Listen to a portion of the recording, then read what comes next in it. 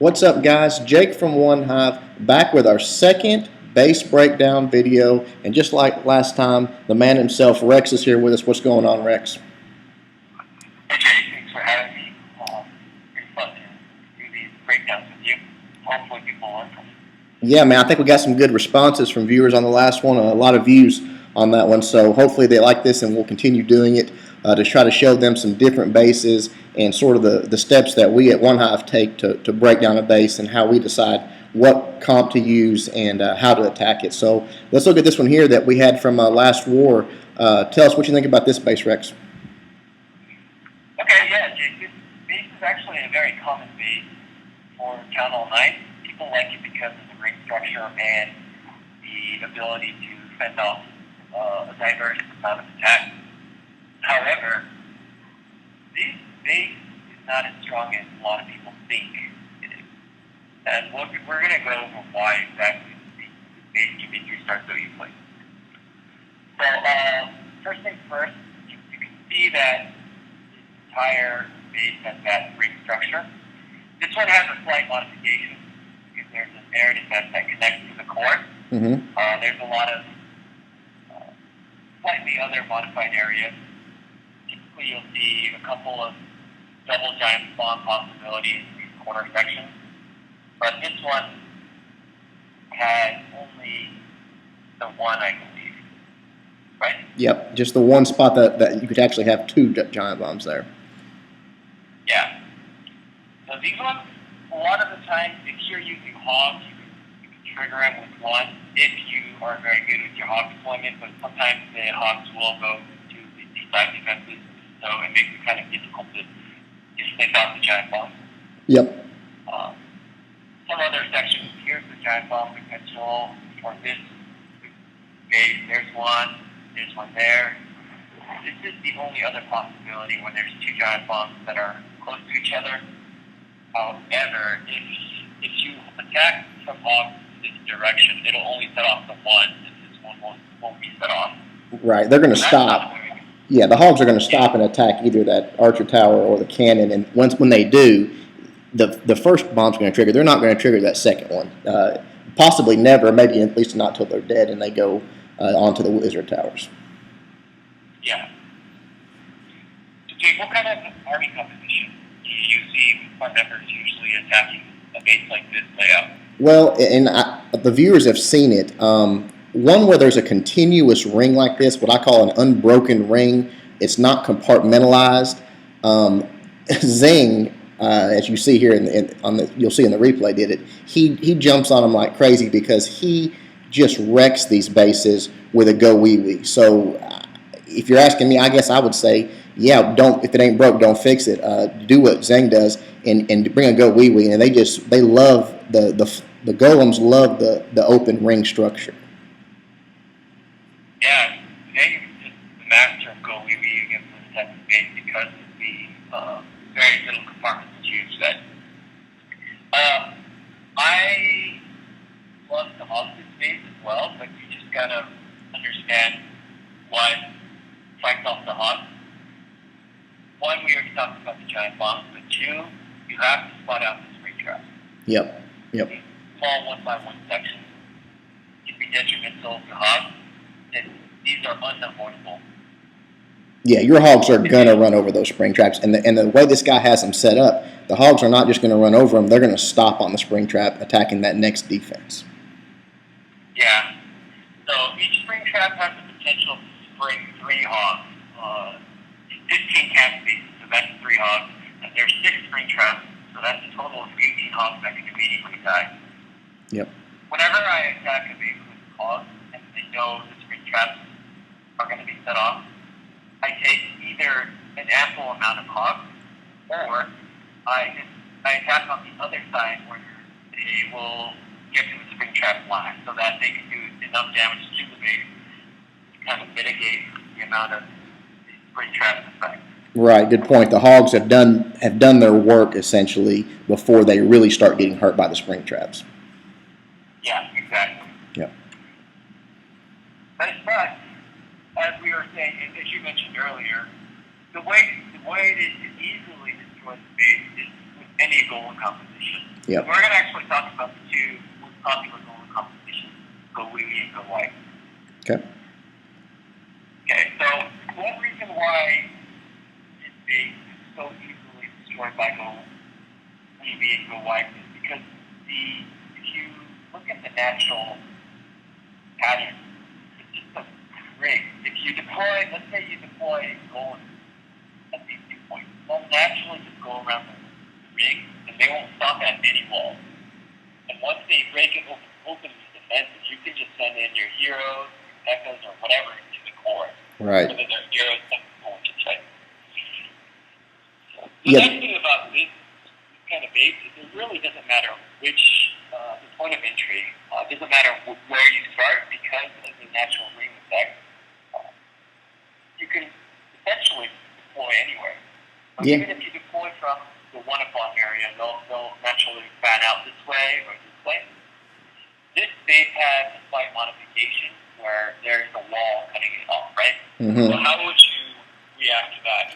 Well, I think it's pretty simple. You're coming from the bottom so that your golems are naturally going to end at that point. So there's really no reason for him to worry about that wall. Exactly. That's perfectly right. So if you just go this way and you send in another golem this way, they'll just naturally fan out and then at that wall. Yep. Pretty much eliminating any of the preventing that wall from doing anything. Right. There's no benefit to them. That wall makes no benefit at that point because the base will be cleared by the time the golems get there. Yeah. And you can actually start on the other end as well. They'll fan out this way. Sure. This way. Yeah. You could use it as a natural divider for your troops, but I like coming in from the bottom because the queen's there. You get a chance to get to her. You're going to probably be luring there because of the clan castle, the way it's set up as well. So to me, it's pretty natural to come from the bottom on this base. Yeah. So this base has 3 centralized motors, and so if you had come in from this angle, you would be fighting these motors and this queen inside the core. And so it's more natural here for them to kind of verse all these. It's just more natural to come from this side. Yep. And we'll probably see it in this big video here. Yeah, and one point there, once you get your golems, once you start them in those opposite directions, I've said this in my videos before, you don't need a ton of DPS following those golems. Essentially, you're going to have 1 or 2 defenses hitting that golem at a time, and if you've got a couple of wizards or a witch and a wizard or 2 following them up, it's really all you need to clear. The tricky part, in my opinion, is getting them going that direction and then getting your heroes, a golem, and your DPS to the core to clear that core out as they work themselves around the base. Yeah, I totally agree with you there. So, one thing you should really look at when you are doing this is the golem deployment, as Jake was talking about. You want your spread to be pretty wide. That way you don't have the golems going the same direction. Right? Yep. So one way you could do it is send in one golem and wall breakers into this way. So they'll go this way. Make sure, while you're deploying that golem, you would have to deploy another golem either here or here so that they go this way.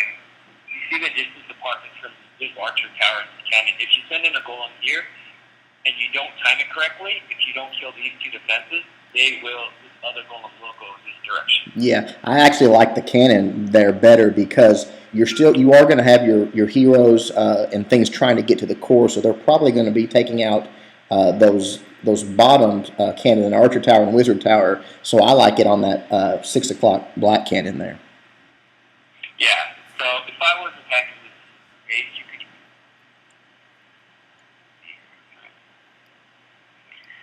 So as we were saying, we can start off one here to go this way, one here to go this way, and then deploy our Pekkas and heroes this way. Right. Zane does it slightly differently. I believe he deploys this way. Yeah, he does. He comes over from the side right by the queen there, which works, obviously, but yeah, just a slight variation.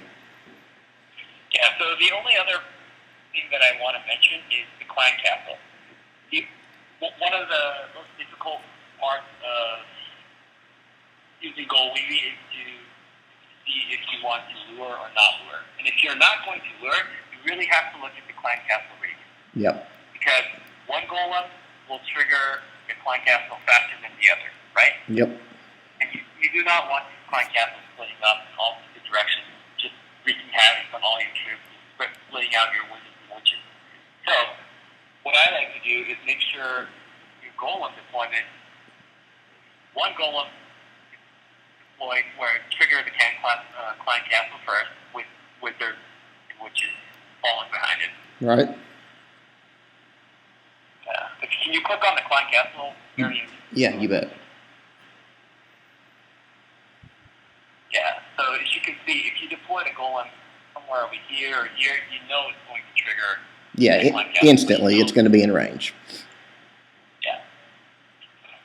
The other thing is this person nicely, conveniently placed the archer queen right there to pull your troops in, to fight the climb castle and fight the archer queen as well. Yeah. Yeah, yeah. That base is set up for it, and like you said, the when you get the clan castle troops and all that targeting a golem like that, and you've got it followed up by your heroes, your wizards, some things like that, and you're going to take them out pretty quick. And then it comes to spell placement. Really, if you can accomplish what we've talked about of getting golems going both directions, and your heroes, P.E.K.K.A.s going center, or witches, whatever's going center, at that point, to me, it comes down to spell placement. If you do that, you're going to be successful. Yeah, I totally agree with you there. Again, let's see here. One other mentionable point here is when you do a GoWiWi, you have to watch out for giant bombs. Yeah. The worst thing that can happen to you is when you raid somewhere and your wizards and let's say there's a gold giant bomb right here and you rage right here. Mm-hmm. You've destroyed all these surrounding buildings. So the only way your wizards and witches have to go is this way, and they're running it through rage. They're going to trigger that giant bomb and blow up altogether. Yep. Right? Yep. So you do not want that to happen. So you have to really be careful about your spell placement. The other thing you can do is you can save one or two wizards, and as you see your golems naturally fan out, a lot of your cleanup crew wizards are going to die just from collateral damage. Just somehow a mortar will target it on accident. You can deploy wizards on the outside. So they'll start, as the golems are taking fire from these defenses, the wizards will naturally fan out and attack these buildings and attack them. Absolutely. I like that because most of the time in a base like this, your traps are going to be inside that first ring of walls. Your spring traps, your bombs, your giant bombs. So the wizards are going to attack those outside buildings regardless. I mean, they're going to be stopping at the closest building, whatever it might be. So I agree. I like dropping them on the outside and just letting them shoot over the wall at the defenses. Yeah. However, if you are planning to do something like that, you have to make sure you have enough troops going into the core to destroy this core completely. Absolutely. Usually a P.E.K.K.A. and your heroes will do that. However, if you're doing GoWiWi, you're going to need witches. Absolutely, yeah.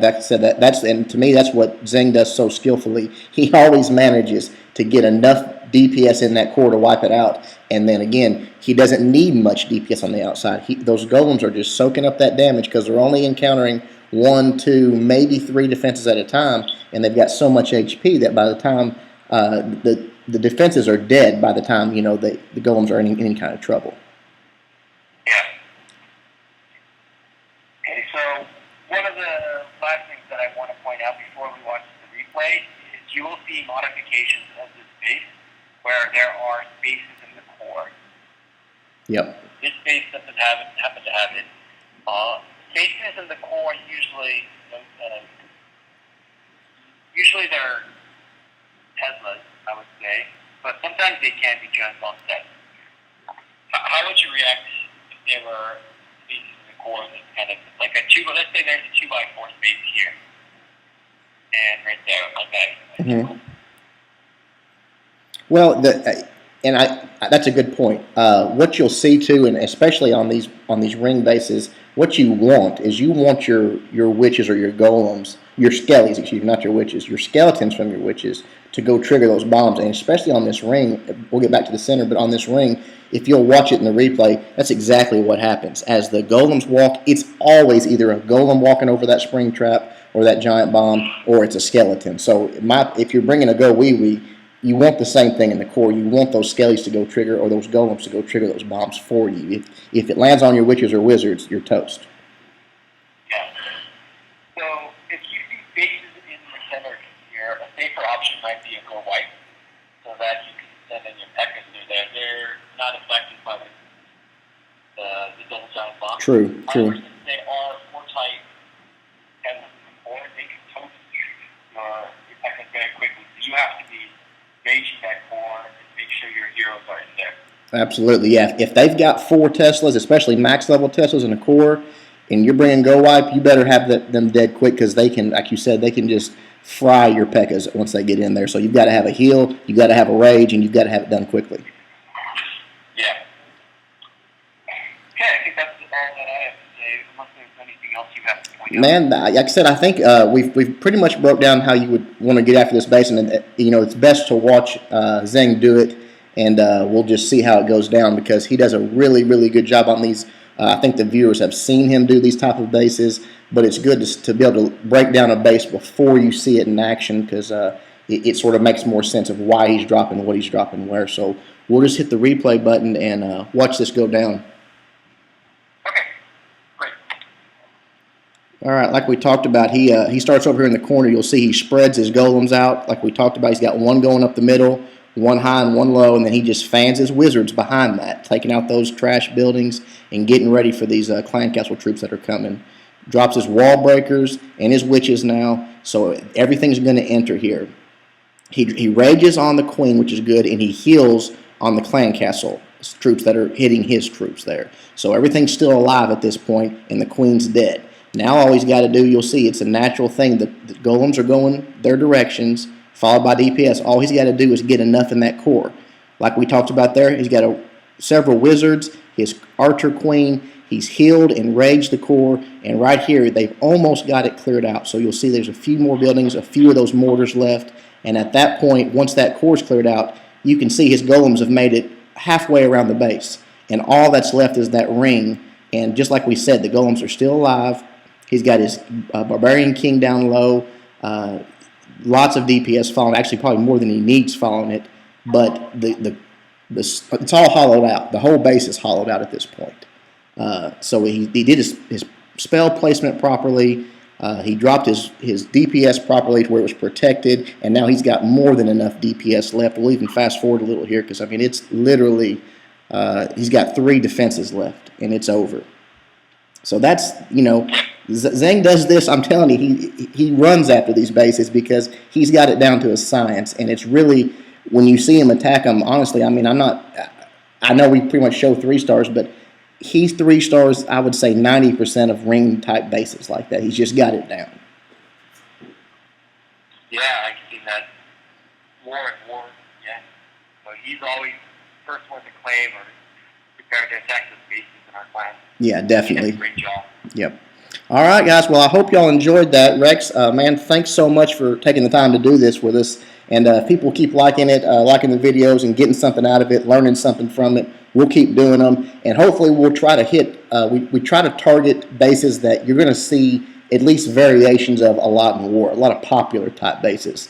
So hopefully we'll work our way through them, and you'll have a reference to go back to when you start to war up. You'll say, hey, Jake and Rex talked about that base, and you'll be able to go back and look at it and say, here's how they did it. So anything else to leave with the viewers before we go, Rex?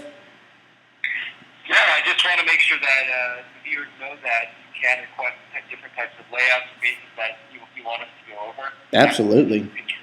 Absolutely. That's a good point. Yeah, the only other thing is we are trying to touch, before we go into more depth on different pieces, we want to try to touch on one of each army composition. True, yeah. Yeah, we did we're doing this golem type. We're going to do a holo wee type. I think a hog type. We'll do some Town Hall 10 type stuff, P.E.K.K.A. raids, different things like that. Try to cover so they know how to identify, oh, here's what I should use on this type of base, what's successful on it. Exactly. All right, man. Thanks so much, Jay. Thanks for having me, and we'll see you next time. All right, buddy. I appreciate it, guys. Until next time, you know the deal. Jake and Rex hoping you guys are starting to suck less.